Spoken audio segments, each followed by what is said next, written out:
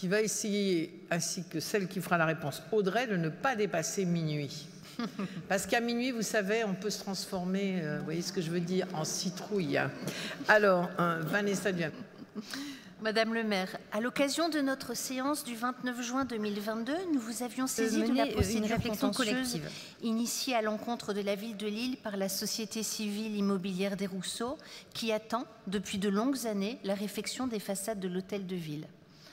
Pour mémoire, le sinistre remonte à 2004, l'expert désigné en 2007 a rendu son rapport en janvier 2013 et notre Conseil a accepté dans sa séance du 26 janvier 2015 une indemnité versée par l'assureur AXA pour un montant transactionnel de 4 345 000 €. Depuis lors, rien, ou presque. Un architecte a été désigné 3 ans après indemnisation et un appel d'offres lancé, revenu infructueux, suivi d'un deuxième le 7 avril dernier, précipité après la signation de notre commune le 15 février précédent.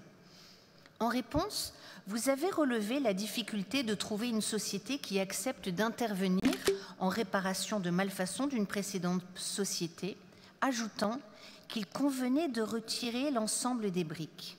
Des discussions étaient, semble-t-il, en cours avec une entreprise ayant répondu à la consultation lancée au mois d'avril. Selon les informations qui nous sont parvenues, l'appel d'offres lancé le 7 avril se serait depuis lors de nouveau soldé par un échec. Au nom du groupe Faire Respirer Lille, une question effectivement sur la rénovation des informations complémentaires nous sont également revenues.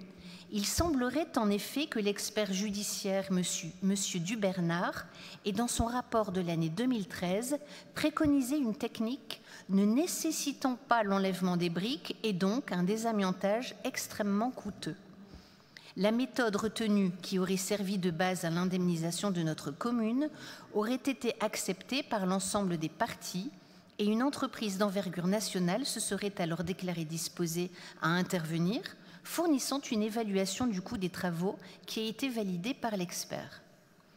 Le choix d'une intervention plus lourde et donc plus onéreuse paraît être la cause principale de l'échec des appels d'offres, dès lors qu'il faudrait qu'elle s'engage à intervenir à forfait sans maîtriser ni la durée ni le coût réel des travaux.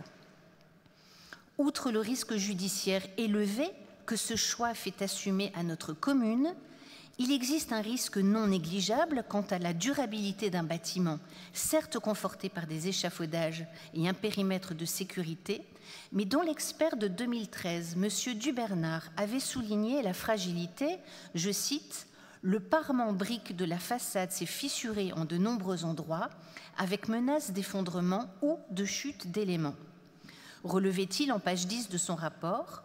Au stade actuel, il faut reconnaître que 90% de sondages ont révélé des désordres de gravité divers, de grave à très grave.